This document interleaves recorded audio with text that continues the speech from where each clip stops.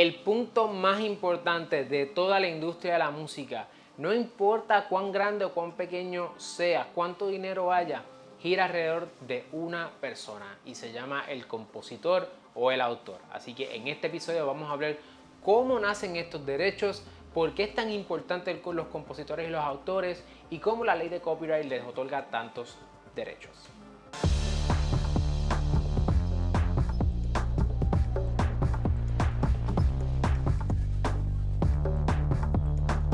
El compositor o el autor, vamos a llamarle de ahora en adelante el compositor o lo que sea. Esta persona es tan importante porque sin ella no existe una industria musical. El compositor es esa persona que se sienta y trabaja ya sea letra o melodía o las dos en conjunto, porque a veces nosotros no componemos toda una composición, ¿verdad? A lo mejor viene alguien y le pone letra, a lo mejor es un trabajo en equipo, a lo mejor es un camp donde nos sentamos varios compositores a trabajar. Pero lo importante es que esas personas le están dando vida a algo que no existía y ellos van a para siempre van a tener el derecho sobre esa composición. El derecho que ellos tienen se llama un copyright. La ley de los Estados Unidos le otorga desde la Constitución de los Estados Unidos, le otorga a estas personas unos derechos para fomentar que más personas quieran incurrir en esta actividad y les dice a ellos, ¿sabes qué?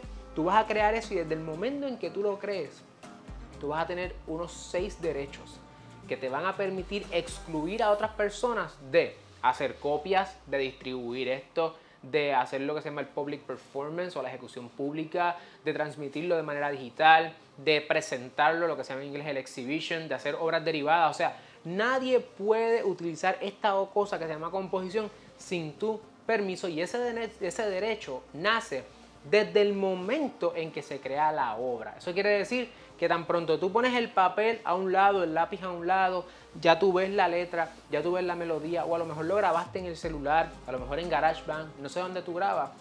No importa, desde ese momento que tú dices terminé, ya la letra y la melodía está hecha. ¿Sabes qué? En ese momento, mágicamente, nace el derecho de copyright.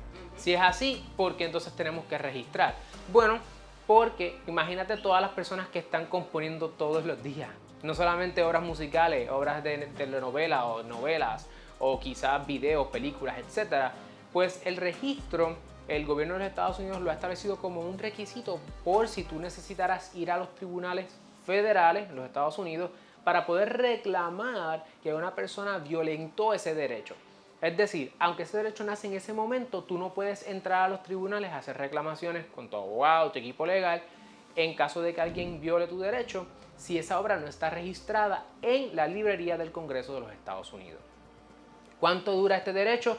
Dura la vida de los autores más 70 años, salvo que exista lo que se llama un acuerdo de work for hire. Chan, chan, chan. El work for hire es la excepción a cuando la persona que escribe o compone se quede siendo el dueño, sino que sea otra persona para siempre.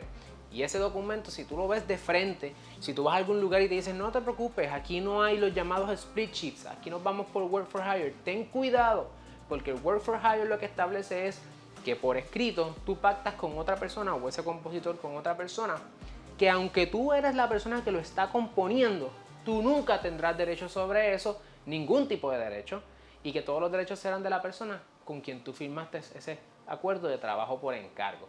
Ten mucho cuidado con eso porque puede afectar definitivamente tu desempeño y tu capacidad de generar ingresos en la industria de la música. Ahora, en el caso de los work for hire, duran 95 años desde la publicación o 120 años desde que se compone la composición. Así que hasta el tiempo de los derechos cambia. Cuando componemos, si por ejemplo tú eres la única persona que compone, tú eres dueña o dueño 100% de la composición. Pero si hay más de una persona, la ley presume que esos derechos se van a dividir por partes iguales. Imagínate tú que tú compongas una canción completa y venga una persona y le añada un pedazo del puente y ahora diga, no, nos vamos 50-50. Eso no sería completamente justo en cualquier escenario. Todo depende del negocio que tú estás haciendo. En ese caso, tú vas a escuchar que en la industria se utilizan los llamados split sheets o las hojas de reparto, donde uno dice, espérate, 50-50 no. Tú vas a tener tanto y yo voy a tener tanto, 90-10, 60-40, lo que sea. Eso es un documento que se escribe, es por escrito, ¿verdad? es decir, un papel, un documento legal, es un acuerdo, y ustedes establecen cómo se van a dividir esos porcentajes. ¿Por qué? Porque aunque tú como compositor o autor eres dueño en ese momento de la obra, y si hay más de una persona, pues es igual, a la vez la composición es una cosa como, digamos, una moneda de dos caras. Está la parte del hecho de que tú eres compositor y a la vez nacen juntamente con eso unos derechos que son los 6 derechos que te mencioné, ¿verdad? De excluir a otra persona de hacer cosas con tu composición sin tu permiso, que se le conocen en la industria como el publishing. Así que cuando tú escuches el publishing o el publisher o la editora musical o editora de cualquier otra área, ¿qué es lo que hacen estas personas? Cogen esos 6 derechos que te mencioné, que es como un cubo donde están todos esos derechos, y ellos se van a encargar de administrar todos esos derechos de distintas maneras. El tipo de acuerdo que tú tengas lo vamos a hablar más adelante. Hay 3 principales y todo va a depender qué es lo que tú estás dispuesto a dar o a retener. Pero en esencia, el editor o el publisher se encarga de explotar esos 6 derechos. Si tú no estás firmado con nadie y tú estás empezando, tú eres tu propio publisher.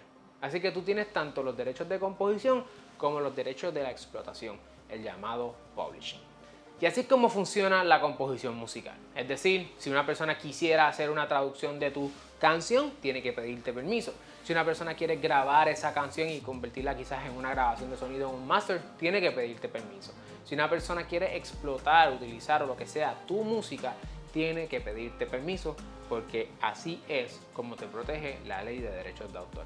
Y en esencia, esos son cómo funcionan los derechos de la música en el caso de la composición musical.